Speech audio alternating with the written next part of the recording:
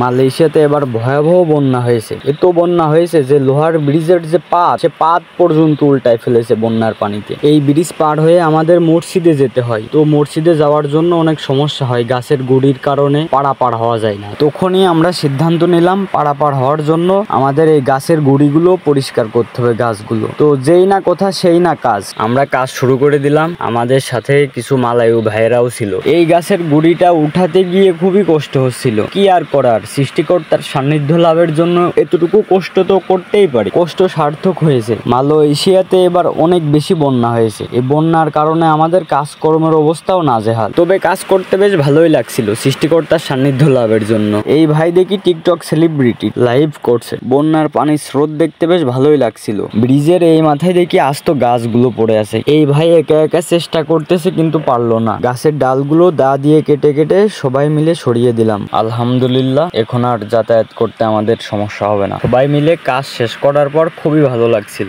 আমাদের এই কাজটি যদি আপনার কাছে ভালো লেগে থাকে তাহলে অবশ্যই লাইক, কমেন্ট, শেয়ার করবেন।